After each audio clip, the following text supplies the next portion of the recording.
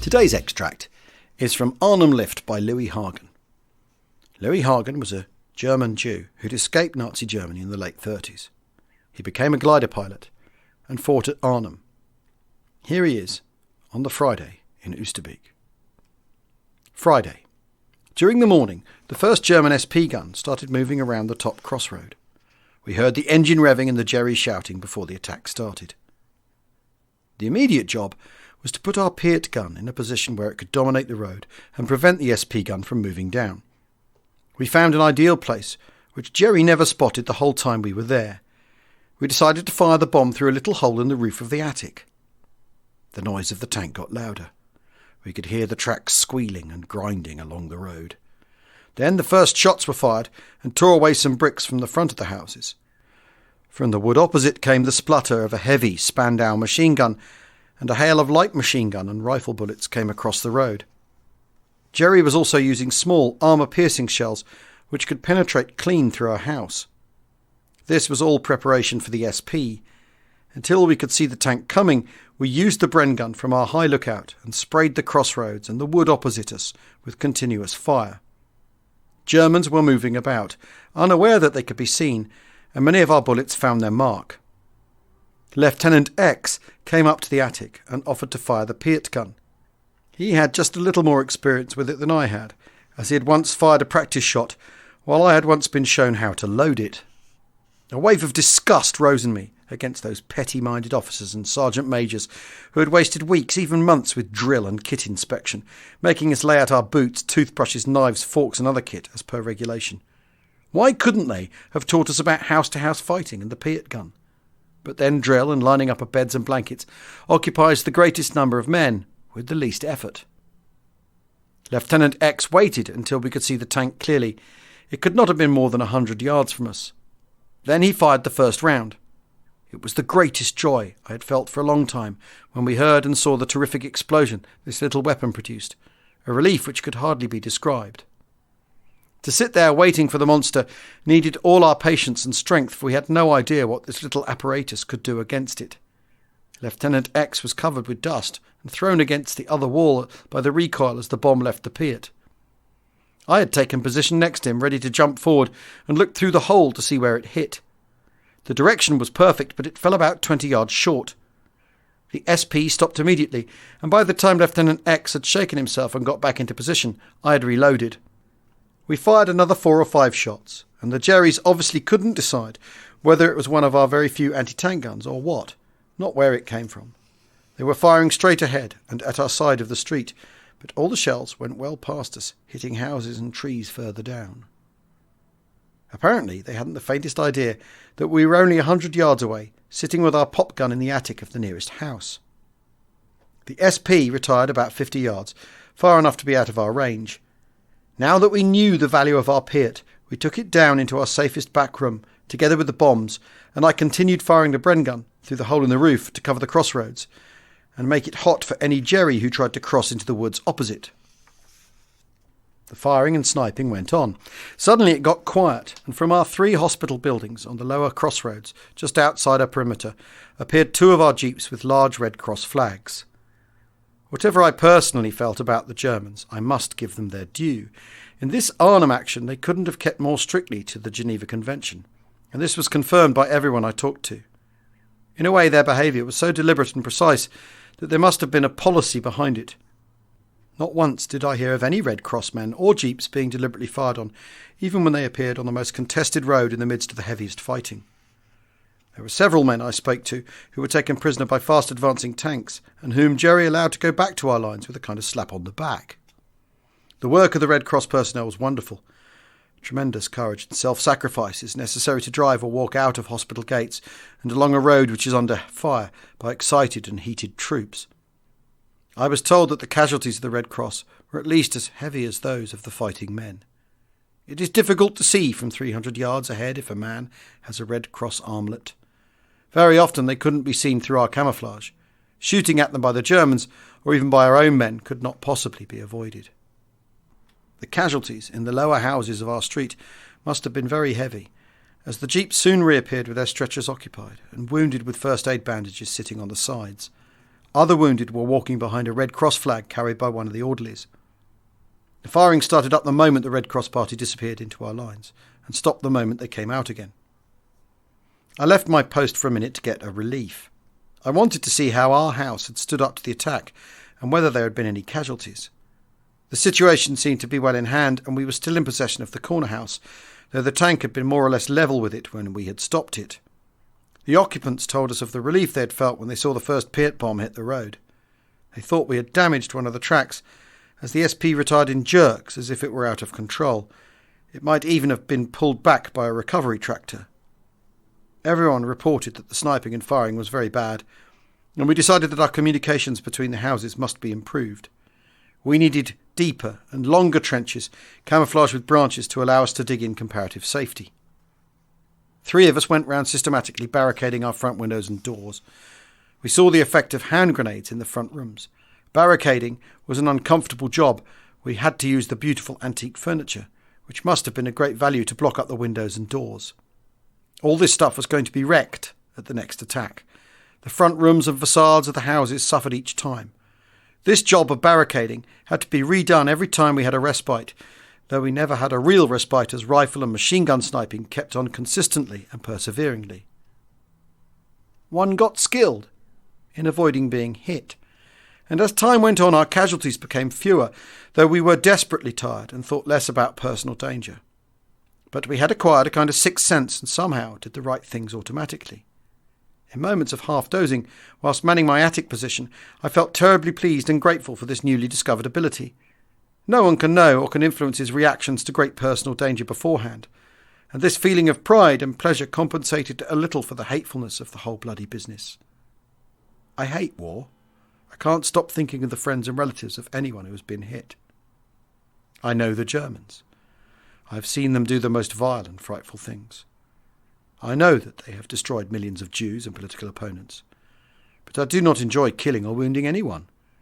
Once I'm forced to fight, however, the whole affair becomes a matter of skill and a job that needs all my powers of concentration.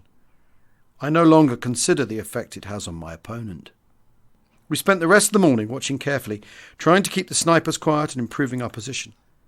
Soon we began to feel very hungry, and the food problem had to be seriously considered. I joined Graham in search of food. We hadn't had a single issue since we had landed. Most of us had lost our rucksacks, and those who had managed to save theirs had shared all their supplies. We were very lucky to find large stores of tinned food and provisions in the houses. I didn't know how the fellows managed to have to fight in the wooded country and fields, but we in the houses did very well. With a little bit of searching, we got the most magnificent meals together. These would have gone down well even at home. Every Dutch house has a store of food, preserves in all sorts of glass and earthenware containers. Trust the Dutch. In other houses, they were all helping themselves liberally to bottled tomatoes, French beans and other vegetables, avoiding the preserves, which had an unappetizing look. We went round all the cellars asking if I could take a few preserves with me. Our expandable battle smock could harbour at least 3 or 4 of the unappetizing preserves, and in my hand I carried a respectable jar. The first time I came back with my spoil, there was a general outcry, and I was told I would have to cook and eat it myself. I had the utmost difficulty in persuading some of the chaps to eat what they called continental concoctions, but I finally did persuade them that, although they looked like bottled medical specimens, they were really very good to eat, as indeed they were. Very soon everyone was eating like mad and had completely forgotten the war, the Second Army and the Jerry tanks. They were stuffing themselves with fried chicken, tenderloin of pork and beefsteak. We laid a fire with bricks in the middle of the kitchen floor. By this time everyone was enthusiastic about the food and was digging for victory at the risk of their lives in the plantation. This resulted in a flare-up of German fire as they thought we were going to launch an attack. All our rich harvest was thrown into a large slop pail and cooked on the open fire. It was delicious. We felt like a rest, but the now familiar, though still ghastly sound of engines and tracks was heard again. Up dashed Lieutenant X to our beloved Piat gun, and loaded with bombs I followed him to our attic position. With the aid of binoculars, we could just see a mass of branches and trees with no movement behind it. We let go with a spray of Bren bullets to make it hot for any troops who might be hiding behind the tank or whatever was at the back of the approaching foliage. Now we knew that a lot of bullets and noise whizzing round Jerry, even if they were very inaccurate, would help us and would discourage him from any personal assault or attack. He was desperately afraid of us, and that was one of the reasons why we held out until our planned withdrawal. That and our faith in the Second Army. There were so many proofs of this fear that there could be no doubt about it. First, when I was lying in front of the German lines, and they did not dare advance or attack until their tank came. Again, when against 10 of us, nearly 50 of them, in a strong position, almost gave themselves up and were only stopped by an officer. Then their constant shouting and bawling at night, for no other reason than to give themselves confidence. Also, I had an opportunity to interpret for a parachute major who did the preliminary interrogation of 2 German prisoners as soon as they were marched in. They belonged to the SS Panzer Grenadiers and gave us their regiment and number of unit, etc. They said they had been in the army for 6 weeks and this was their first action. They were both about 40 and obviously had no intention of fighting anyone or for anything. They said that they knew the war was lost for Germany, and when I asked them why they fought us, when it was useless, they said that they had no choice and would have been shot by their own people at the slightest sign of refusal. I heard this sort of report over and over again. If there had not been a sprinkling of first-class and fanatical officers and NCOs in this division, no fight would have been possible. But even with the present state of affairs, it was ridiculous that they did not wipe us out within a few hours. This Panzer Division, with tanks, mobile guns, flamethrowers, very close Focke-Wulf support, and the heaviest and most concentrated ack-ack seen by any of the RAF pilots whom I met later on at the drome, and even mobile loudspeakers with trained German propagandists spouting in English, never dared to change over to direct assault or succeeded in penetrating our perimeter. No body of men, with only small arms as we had, could possibly have withstood a German panzer of the old material.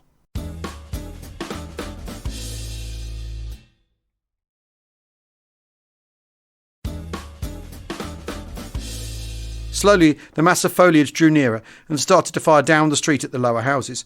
We could now see the immense tracks, and from their size we thought this was probably a self-propelled gun. We couldn't do anything for quite a long time, and even decided that it would be inadvisable to go on firing the Bren, as this might give our Piet position away. Only when the SP had got to within about 100 yards of us could we be active, and that would be a God-sent relief. Waiting and watching the gun approach was almost unbearable. It made a terrific noise and smoke each time it fired, and we could hear the clatter of glass and masonry whenever one of the shells hit a facade down the street. We had decided that we must try and increase the range of our bomb by elevating the Piet still further, using it more or less like a mortar. Just in front of our attic were the branches of a large tree, and about a couple of yards away was the corner of the next house.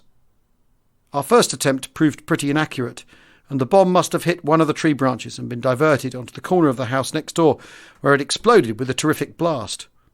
This really shook us up badly, though mainly Lieutenant X, who was standing right behind the Piet.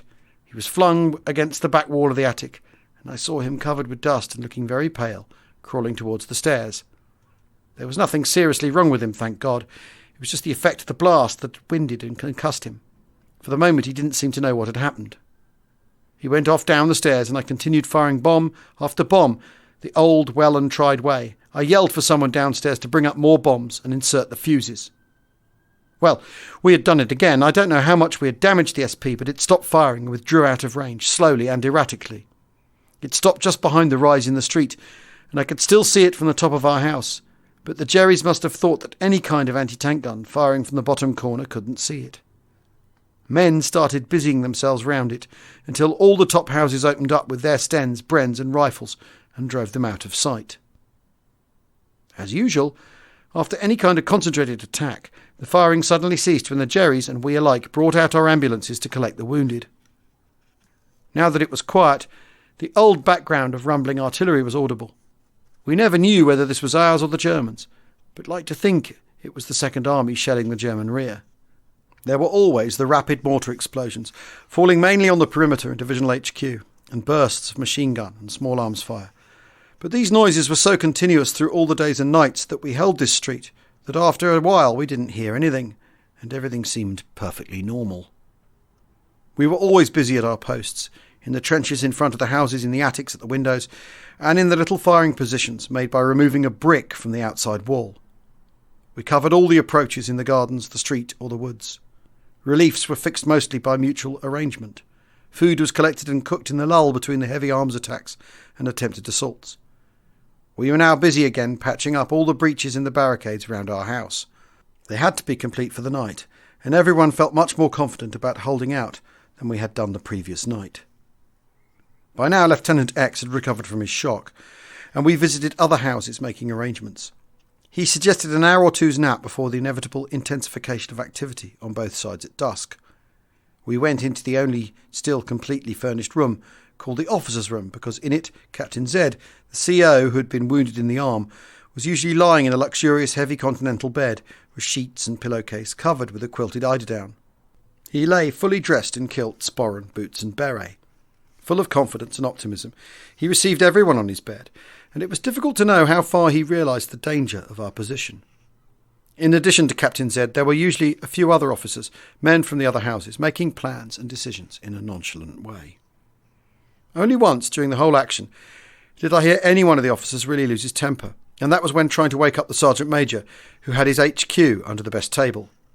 It took me several visits to the officer's room to discover him, since the huge lace tablecloth which overhung a purple velvet cover hid him rather effectively. And that was exactly what the Sergeant Major wanted.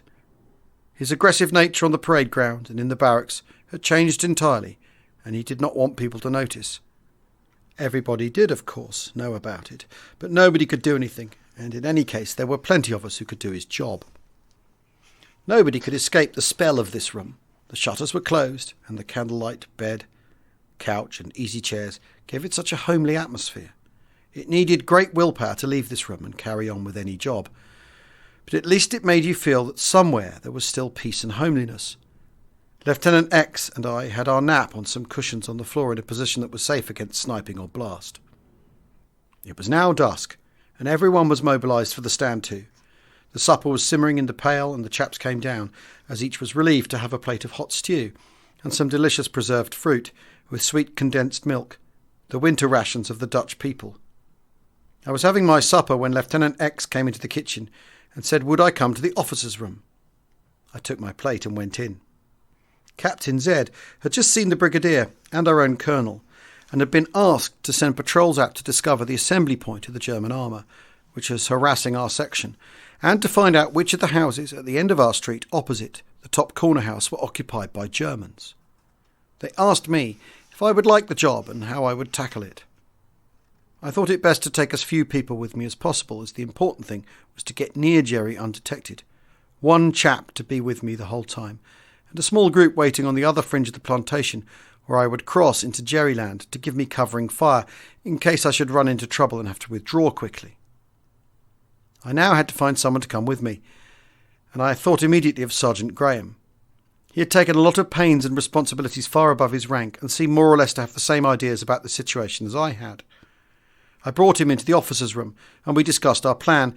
We were going out on 3 patrols at 10, 12 and 2 o'clock on 3 different points of the plantation. Next we had to go searching for civvy shoes or running shoes and clean our Sten guns and ammo.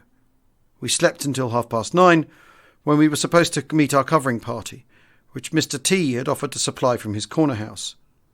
We never met this party. I don't know what happened or where it waited for us, but we were much too impatient to go searching for it and stumbling about, giving away our position and intentions. We crossed the plantation over the street to the next block of houses, slowly tiptoeing in the shadow of the houses. Sergeant Graham stayed about 20 yards behind me, following up every time I stopped for any length of time. German voices became audible now, and we could hear engines running. They seemed to be manoeuvring their transport and armour. Then we heard Germans walking through gardens. We lay just where we were. We began to distinguish a general movement from right to left. The German transport was moving to a point about a mile away, screened by small detachments moving parallel to them. We tried to get nearer the machines, but unfortunately we ran into a body of the enemy who immediately opened up on us, even though I'm sure they couldn't have seen us. We decided that we had better withdraw this time and try to get farther on our next patrol. We now had some idea of the lie of the land up to where we had to withdraw. That would save us a lot of time at 12 o'clock. Besides, we were supposed to cross into our own lines at 10:30, as our men had been given that time for our return and told to hold their fire. Now for a sleep, and by 12 o'clock we were ready once more. The troops covering the lines we had to cross were warned. We had realised that we must have longer for this patrol, so our time limit to get back was extended from 12 to 1:30. We crossed over as quietly as possible and worked our way through the maze of the back gardens, among outhouses, shrubs and orchards. Soon we had passed far beyond the place where we had met the German patrol before. The talking was more distant now. We made slow and very careful progress. It was pretty nerve-wracking, worming our way along, silently stopping every few minutes to listen for German footsteps and noises, which were to be heard now at much longer intervals. We could hear a more or less continuous noise of spades digging, and this was the direction we took. The noise led us to a thick, clipped hedge, and we tried to wriggle through, but we got stuck again and again by our Sten guns and things catching in the dense undergrowth. Then we found a square tunnel cut right underneath the hedge, through which we crawled. We emerged into a large open space, bounded on one side by the hedge and on the other by what looked like the outbuildings of a big country house. In the middle of the space were two immense oak trees with circular benches round their boles. A path ran up for about 100 feet, and at the top we saw the silhouettes of two Germans digging and whispering monotonously. They looked quite unreal, as if they were standing on the walls of some fairy castle. This hill was not marked on any of our maps, and we had had no knowledge of its existence. Here obviously was the German strong point. From it they sent out troops and vehicles to dominate our position from the woods and houses opposite. We now realised that they occupied these houses and the wood during the daytime and withdrew their men and vehicles into this strong point at night. At the moment it looked much more like a fairy castle. Graham thought it would be a good idea to kill the two Jerrys up there. They were less than 100 yards away. But our withdrawal through the gardens and orchards was going to be difficult in any case, and from their dominating position they would be able to plaster us with hand grenades, so I thought it not worth the risk, as our information might be of great importance. When we got back, we were surprised to find it was well after 2. We were glad to think that we now had a good excuse not to go on the third patrol. We got through our own lines without being accosted. Either everyone was fast asleep, or perhaps they were waiting for us. In our cosy officer's room we were surprised and rather touched to find that they hadn't all completely passed out, but were really quite anxious about us and our long stay. Under normal conditions, our report would have been of immense value. For now we could pinpoint the German position accurately on a map for artillery and mortar fire. But then we realised that as we had no mortars or artillery, there was nothing we could do about it, although it was interesting from a military point of view. It was valuable, however, to know that Jerry left his houses every night and retired to safe, prepared positions. Obviously, the men refused to spend the night so near the British lines. That was a compliment. If only we'd had the men, we could have given the Germans a lovely surprise by infiltrating into their houses and establishing ourselves there by dawn. Still, Captain Z must have been pleased and attached quite a bit of importance to our report, for he condescended to sit up in bed, twirl his handsome moustache and say, "Well done, chaps! Good show! You've got to see the Brigadier tomorrow." Graham and I gathered up some cushions and blankets from the floor, found a corner, and passed out until stand 2 at dawn.